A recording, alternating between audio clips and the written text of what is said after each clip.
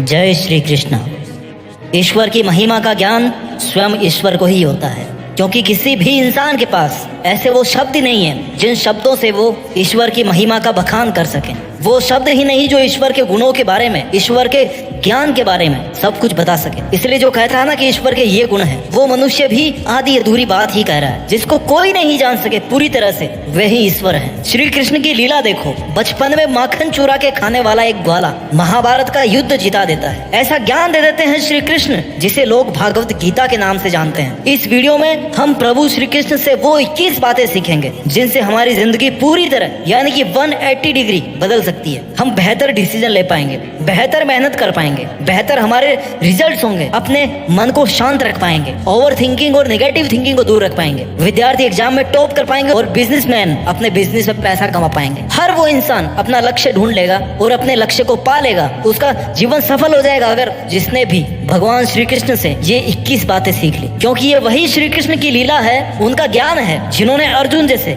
मोह में पड़े हुए योद्धा को मोह से बाहर निकाल कर उसको कर्तव्य का पाठ पढ़ाकर महाभारत का सबसे बड़ा हीरो और सबसे बेस्ट फाइटर बना दिया। आपकी जिंदगी की मुश्किलों से सामना करना अर्जुन की मुश्किलों से तो बहुत छोटा है। 21 बातों में तो क्या, श्री कृष्ण 21 जन्म में भी एक्सप्लेन नहीं किए जा सकते, लेकिन फिर भी जीवन छोटा सा है और लक्ष्य बड़े हैं हमारे। तो जितना सार पूर्वक हम सीख सकें इन 21 बातों को अच्छे से सीखेंगे। सीख नंबर 1 जो हमें सीखनी चाहिए श्री कृष्ण से, गुणों से मानवता की पहचान होती है, ऊंचे सिंहासन पर बैठने से नहीं होती। विशाल राक्षसी पूतना ने अपने स्तनों पर विष लगाकर श्री कृष्ण को दूध पिलाकर मारने की प्लानिंग बनाई, लेकिन श्री कृष्ण ने यह अवगुण देखने के बजाय यह देखा कि वह माँ की तरह स्तनपान करवाने आई है। इसके बाद उन्होंने उसे असुरी जीवन से मुक्त कर दिया। हर किसी में कमियां और खूबियां होती है, कमियां देखने की बजाय खूबियों को देखकर उसे मोटिवेट करना चाहिए। तू ये नहीं कर सकता, ये कहने की बजाय यार तू इतना तो कर सकता है ना, ये कहना चाहिए। किसी को बुरा बनाकर गिराने से अच्छा है कि उसे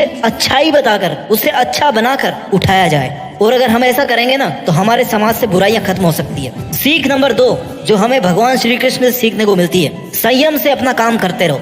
have patience and do your work because work is worship and it leads by patience. जिस मनुष्य के पास सब्र की ताकत है ना, उस मनुष्य की ताकत का कोई मुकाबला नहीं कर सकता। भगवान विष्णु ने श्री कृष्ण के रूप में अवतार लिया था। उस समय कंस का आतंक था, श्री कृष्ण ने कंस का वध कर दिया। इसके बाद पांडवों और कौरवों के बीच हुए युद्ध में पांडवों का मार्गदर्शन भी किया, अर्जुन को गीता का उपदेश दिया, कर्म का महत्व समझाया। श्री कृष्ण के जीवन से हमें कर्म करते रहने की सीख लेना चाहिए, चाहे कैसी भी परिस्थिति आए। जब तक आप जीवित है ना, हर परिस्थिति का सामना करना और उसके अनुसार काम करना ये आपको आना चाहिए। आपका कर्म ही आपको सही रास्ते पर ला सकता है। हाथ पर हाथ धरे बैठने से आपको मंजिल नहीं मिलने वाली। श्री कृष्ण ने गीता में कहा है कि मैं किसी का भाग्य नहीं बनाता, हर कोई अपना भाग्य खुद ही बनाता है। आज आप जो कर्म कर रहे हो ना, उसका फल कल आपको प्राप्त होगा। और आज जो आपके पास है वो आपके पहले किए गए कर्मों का फल ही है। अगर मंजिल तक पहुंचने में वक्त भी लग जाए ना, तो धैर्य कभी नहीं छोड़ना चाहिए। अपनी कैपेसिटी के हिसाब से प्रयास जरूर करने चाहिए। आपका धैर्य आपकी मेहनत के डिटर्मिनेशन को डिसाइड करता है। सीख नंबर 3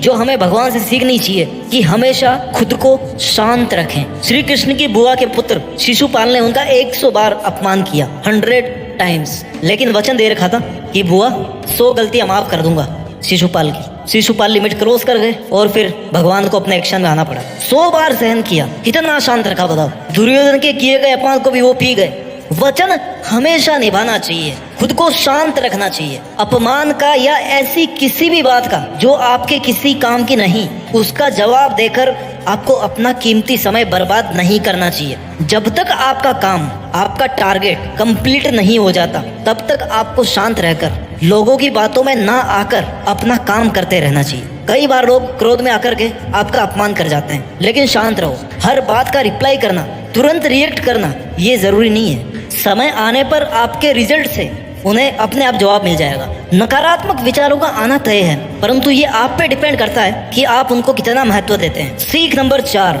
जो हमें श्री कृष्ण से सीखने को मिलती है, मीठा बोलें, क्रोध और लालच नहीं करें। मैं श्रेष्ठ हूँ, यह आपका आत्मविश्वास है, लेकिन मैं ही श्रेष्ठ हूँ, मेरे अलावा कोई श्रेष्ठ नहीं है, ये आपका अहंकार है, ये आपका घमंड है। कन्हैया की मुस्कान और मीठे बोल हमें ये सिखाते हैं कि जीवन की सारी समस्याओं का निदान आपकी मीठी वाणी में और आपके मुस्कुराने में है। आप मीठा बोलकर और मुस्कुराकर हर चीज को सॉल्व कर सकते हो, हर मुसीबत को सॉल्व कर सकते हो, हर कठिनाई को जीत सकते हो।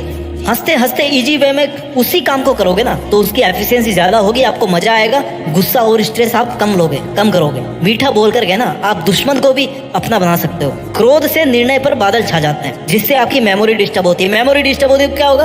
आपकी बुद्धि नष्ट हो जाएगी, भागवत गीता में लिखा है। और जब आपकी बुद्धि नष्ट हो जाएगी ना तो मतलब इंसान ही खत्म है, फिर इंसान की इंटेलिजेंस खत्म हो जाएगी, सोचने की पावर कम हो जाएगी। क्रोध आपका कंसंट्रेशन कम करता है, ये दूसरों से ज्यादा खुद का नुकसान करता है। गुस्से में लिया गया फैसला आपका गलत हो सकता है। यदि आप जो चाहो और वो आपको मिल जाए तो इस बात का आपको कभी घमंड या लालच नहीं करना चाहिए। सीख नंबर 5 जो हमें भगवान श्री कृष्ण से सीखने को मिलती है कि सभी को उचित न्याय मिलना चाहिए। इंसान का आत्मसम्मान रिश्तों से भी बड़ा होता है ना। रिश्तों का नाम देकर गलतियों पर पर्दा नहीं डालना चाहिए। वो मेरा रिश्तेदार है, मैं उसे गलती की सजा नहीं दे सकता, मैं उसके अगेंस्ट नहीं बोल सकता, वो गलत करेगा तो करेगा नहीं। कंस श्री कृष्ण के मामा थे, उन्होंने उसे अहंकार, अत्याचारों, गलतियों और मासूमों से किए गए दुर्व्यवहार की सजा दी। आपको अन्याय के खिलाफ आवाज उठानी पड़ेगी। न्याय सभी के साथ एक सा होना चाहिए, जिसमें कोई रिश्ता आड़ा नहीं आना चाहिए। Right is right, wrong is wrong. सीख नंबर 6 जो हमें श्री कृष्ण से सीखने को मिलती है कि सत्य के साथ और गलत के खिलाफ खड़े रहो।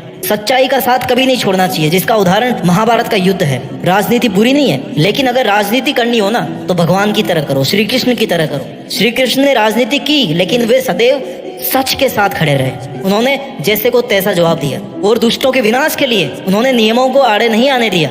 आपको कितने ही दिन लड़ना पड़े, लेकिन अगर आप सच के साथ है ना तो आपकी जीत निश्चित है। सत्य परेशान हो सकता है, लेकिन पराजित नहीं हो सकता। सत्य कभी दावा नहीं करता कि मैं सत्य हूँ, लेकिन झूठ हमेशा दावा करता है कि मैं सत्य हूँ। सत्य और झूठ की यही सबसे बड़ी पहचान है। बुरे का अंत हमेशा बुरा होता है, गलत का साथ देने वाला भी गलत ही होता है। द्रौपदी के चीर हरण के समय ना पूरी सभा के साथ घर के बुजुर्ग भी चुप थे, इसलिए वो सब के सब पाप के भागीदार थे। किसी एक ने भी अपना मुंह नहीं खोला अन्याय के खिलाफ। इसलिए हमें सीख मिलती है कि कभी भी किसी गलत का साथ नहीं देना चाहिए, फिर वो चाहे कितना भी ताकतवर क्यों ना हो, कितना ही अमीर क्यों ना हो।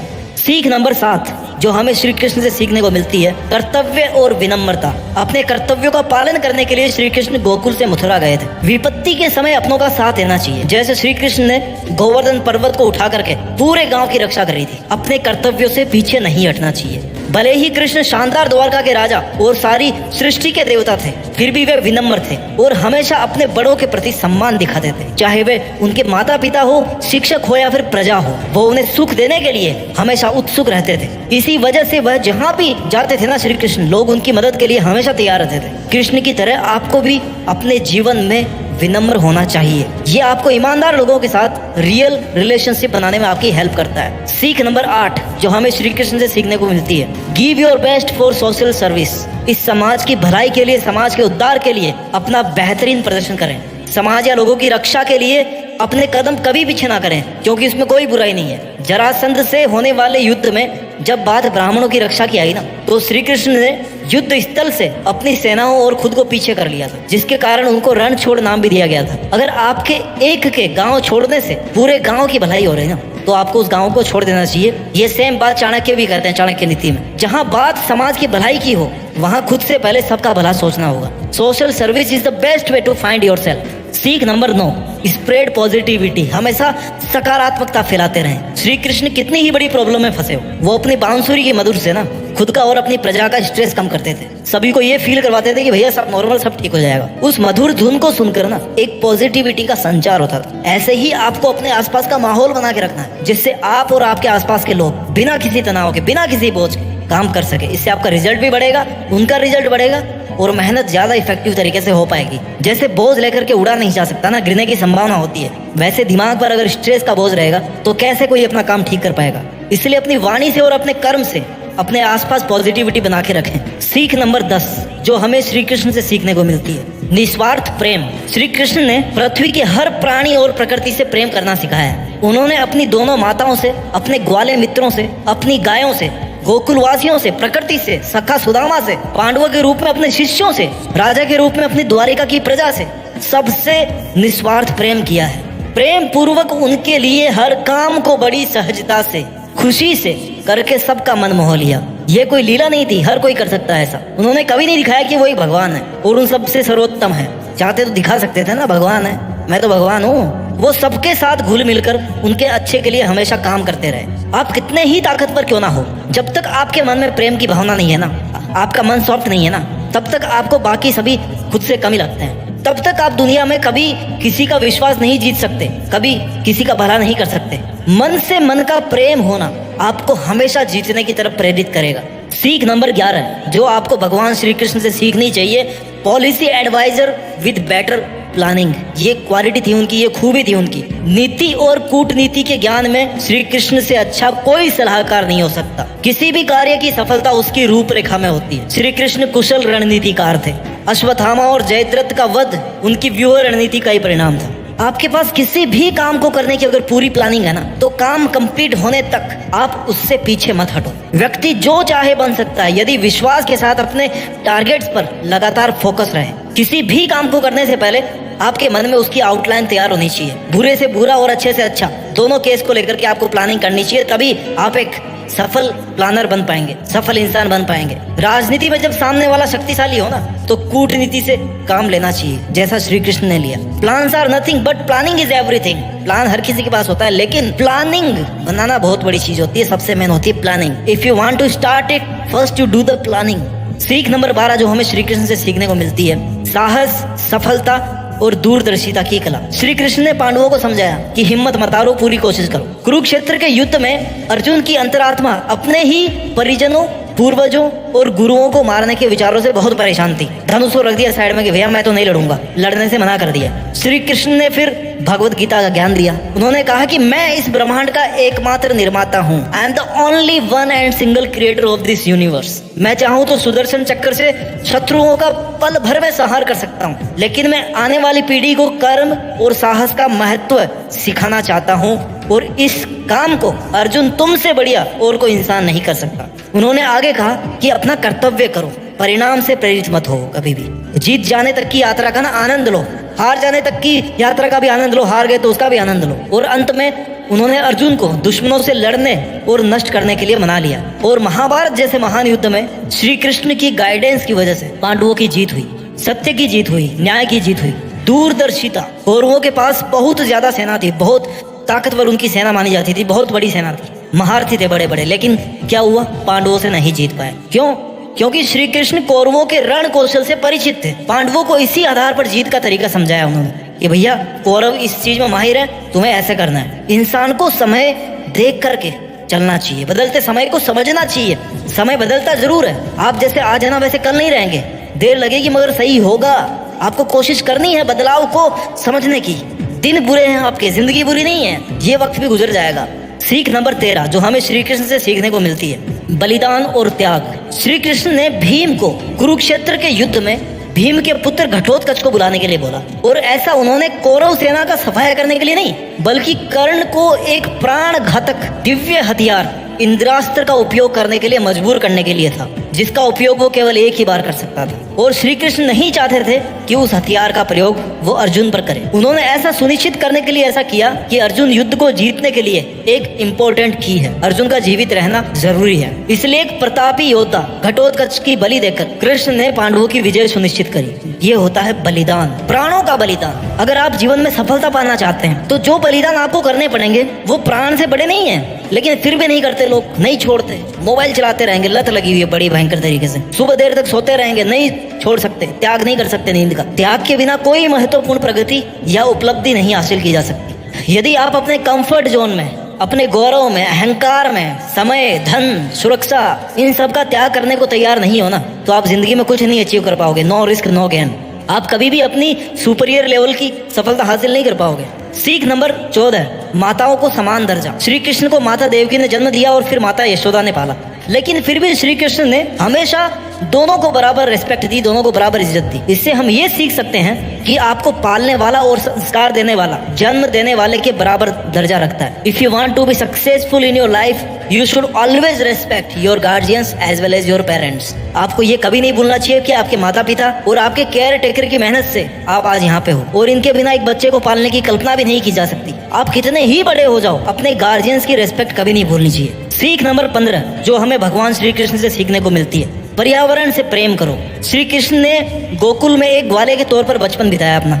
गाय चराने के साथ साथ बाकी पशु पक्षियों और प्रकृति से भी उनका गहरा लगाव था। आपका साधारण जीवन बिताना आपका बड़प्पन बताता है। सूरज ने कभी नहीं माना कि यार ये गांव छोटा है तो मैं उसको अपनी लाइट नहीं दूंगा, मैं अपना प्रकाश नहीं दूंगा, या मेरी किरणें वहां नहीं जाएगी। उसके लिए तो सब समान है। धरती को माता का रूप इसलिए तो माना गया है कि वो सबको अन्न देती है, सबका पालन पोषण करती है। हम जिस तरह अपने परिवार से प्रेम करते हैं, उसी तरह पर्यावरण को भी प्रेम करने की और बचाने की जरूरत है। हैप्पीनेस की सबसे पहली शर्त है कि मनुष्य और प्रकृति के बीच का जुड़ाव कभी नहीं टूटे। नेचर को अगर हम जीवित रखेंगे ना, तभी हम जीवित रहेंगे। Better environment, better tomorrow. So stay connected with nature. सीख number 16, friendship is a great relationship. दोस्ती जो है ना, एक बहुत ही तगड़ा रिश्ता है। मित्रता बहुत बड़ा रिश्ता है जिसे दिल से निभाना चाहिए। कहते हैं कि अच्छे मित्र किस्मत वालों को मिलते हैं। दोस्ती में छल कभी नहीं करना चाहिए। जिसे आप अपना अच्छा दोस्त मानते हो ना, उसका अच्छे और बुरे वक्त में दोनों टाइम पे अच्छा साथ देना चाहिए उसका। आपका मित्र, आपका सखा, चाहे वो गरीब हो, चाहे अमीर हो, पुरुष हो, स्त्री हो, कोई भी हो, हमेशा आपको उनका सम्मान करना चाहिए। समय पर मदद करनी चाहिए, उनका हमेशा सम्मान करना चाहिए। जैसे श्री कृष्ण ने अपने मित्र सुदामा और द्रौपदी के साथ किया था। श्री कृष्ण ने बचपन में गरीब सुदामा से मित्रता की। दोनों ने एक जैसा भोजन खाया, लेकिन सालों बाद में जब सुदामा ने फिर से श्री कृष्ण को देखा ना, तो सुदामा को लगा कि यार मेरा मित्र तो बहुत बड़ा राजा बन गया है, बहुत बड़ा बन गया है, अब मुझे उसे कभी मिलना ही नहीं चाहिए। मेरा उनसे मिलना उनकी प्रतिष्ठा और उनकी गरिमा को कम कर सकता है। उसके बाद भी श्री कृष्ण ने अपने मित्र के पांव धोकर उनका सम्मान किया, उन्हें गले से लगाया। सुदामा को कभी ये फील ही नहीं होने दिया कि वो गरीब है, इसलिए श्री कृष्ण का मित्र नहीं हो सकता।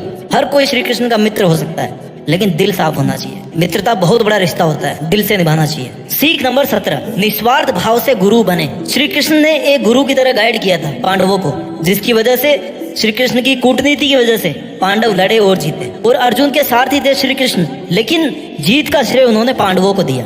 एक गुरु के तौर पर अगर आप किसी को कुछ सिखाते हैं और वो सफल हो जाते हैं, तो उनकी सफलता का श्रेय खुद लेने का प्रयास ना करो। गुरु को निस्वार्थ भाव से मार्गदर्शन करना चाहिए। इसलिए तो कहा है कि गुरु की जो उपाधि है ना, वो ईश्वर से भी बड़ी होती है। स्टूडेंट्स की जीत और सफलता के लिए एक गुरु का सबसे बड़ा कंट्रीब्यूशन होता है, और गुरु के लिए सबसे बड़ी गुरु दक्षिणा ही यही है कि उसका शिष्य सफल हो जाए। शिष्य को अगर सफलता मिल गई तो गुरु के लिए इससे बड़ी गुरु दक्षिणा नहीं होनी चाहिए। लेकिन आजकल कल्चर बदल रहा है। हमें श्री कृष्ण से सीखना चाहिए कि अगर आपका शिष्य सफल हो गया तो फिर गुरु बनना भी आपका सफल हो गया। इसलिए गुरु बनकर के निस्वार्थ भाव से आपको गाइड करना चाहिए। सीख नंबर 18, महिलाओं का सम्मान करें। यत्र नार्यस्तु पूज्यन्ते रमन्ते तत्र देवता। जहाँ नारियों की पूजा होती है, वहाँ देवताओं का निवास होता है। नारी का अस्तित्व ही सुंदर जीवन का आधार है। द्रौपदी के चीर हरण के समय कोई भी उनके सम्मान की रक्षा के लिए आगे नहीं आया, तब श्री कृष्ण ने उनकी लाज रखी। चाहे परिचित हो या ना हो, लेकिन एक महिला के तौर पर वो आपकी माता, आपकी बहन, आपकी पत्नी, आपकी बेटी के रूप में है। इसलिए आपको हर रूप में महिलाओं का सम्मान करना चाहिए। कोई भी देश यश के शिखर पर तब तक नहीं पहुंच सकता जब तक वहाँ की महिलाएं कंधे से कंधा मिलाकर ना चल सके। इसलिए उनका सम्मान सर्वोपरि है। स्त्री का सम्मान सबका परम कर्तव्य है। यही धर्म है, यही सत्य है, यही संस्कार है, मानवता है और यही अनंत है। सीख नंबर 19, धर्म, संस्कार, मानवता और सत्य सर्वोपरि। श्री कृष्ण की जीवन लीलाओं से मिली सीख से श्री कृष्ण के अनुसार खुद से बड़ा है कुल, यानी कि कुटुंब, कुटुंब से बड़ा है समाज, और समाज से भी बड़ा है देश। देश सर्वोपरि है, किंतु देश से भी बढ़कर है ना अपना धर्म, अपने संस्कार, अपनी मानवता और सत्य, जिसकी रक्षा हम सभी को करनी चाहिए। अगर ये तीनों बने रहेंगे ना, तो हमारा देश हमेशा महान बना रहेगा। यदि धर्म का नाश हुआ तो देश और समाज का पतन निश्चित है। यहाँ श्री कृष्ण से हम अपने धर्म की रक्षा करना सीख सकते हैं, और हमारा धर्म सभी धर्मों को एक जैसा और बराबर मानना सिखाता है, सभी को आदर देना सिखाता है, न्याय के लिए लड़ना सिखाता है, सच का साथ देना सिखाता है, गलत को दंड देना सिखाता है, और पाप को खत्म करना सिखाता है। जिसमें सबका भला हो ऐसा काम करना सिखाता है। सभी जातियों को बराबर मानो, उनसे भेदभाव नहीं करो, ये सिखाता है। प्रेम सिखाता है, सबका सम्मान करना सिखाता है, प्रकृति से जुड़ना सिखाता है, फल की इच्छा किए बिना लगातार कर्म करना सिखाता है, समाज के भले की नीतियां समझाता है, और दूसरों की पीड़ा को समझना सिखाता है। बहुत सारी चीजें हैं जो इंसान को उसका धर्म सिखाता है। इसलिए हमेशा अपने धर्म का और अपने संस्कारों का पालन करें। सीख नंबर 20, जो भी होता है अच्छे के लिए होता है। आपके जन्म से लेकर के आपकी मौत तक जितनी भी घटनाएं होनी है, जितनी भी घटनाएं हो चुकी, सबके पीछे कोई ना कोई रीजन था। अगर आप एक लॉन्ग पर्सपेक्टिव में जाके देख रहे हैं, तो आपको पता पड़ेगा कि जिंदगी में कुछ भी होता है ना, वो हमेशा अच्छे के लिए होता है। कभी भी किसी भी घटना का उद्देश्य गलत नहीं होता है, क्योंकि आप उस घटना को किसी और ढंग से करने की कोशिश में थे और वो नहीं कर पाए, इसलिए आपको लग रहा है कि घटना हो गई। ध्यान रखना कि अगर किसी काम को आप नहीं कर पा रहे हो ना, आप उसकी प्लानिंग नहीं कर पा रहे हो, आप उसको एग्जीक्यूट नहीं कर पा रहे हो, तो फिर वो वैसे होगी जैसे भगवान करना चाहते हैं। और भगवान जो करते हैं वो कभी गलत नहीं करते। इसलिए जो भी होता है ना, वो अच्छे के लिए होता है। ये आपको श्री कृष्ण से सीखने की जरूरत है। सीख नंबर 21, देश में अपना ही नहीं बल्कि दुनिया में नाम करना सीखें। भला ऐसी जिंदगी किस काम की जिसमें हम केवल खुद ही के बारे में सोचते रहें। ये समाज, ये धरती, ये परिवार, ये गांव, ये राज्य, ये देश, बल्कि ये पूरी धरती अपनी है, पूरा विश्व अपना है। अगर काम करना हो तो पूरी मानवता के उद्धार के लिए किया जाए। श्री कृष्ण के जीवन की बातें हमेशा ही सीख देती आई है और हमेशा ही सिखाती रहेगी। जरूरत सिर्फ इतनी है कि हम इन बातों को अपने जीवन में अपनाएं, अनुसरण करें और देश में अपना ही नहीं बल्कि दुनिया में देश के नाम को ऊंचाइयों तक पहुंचाएं। जय श्री कृष्ण, जय हिंद, वंदे मातरम।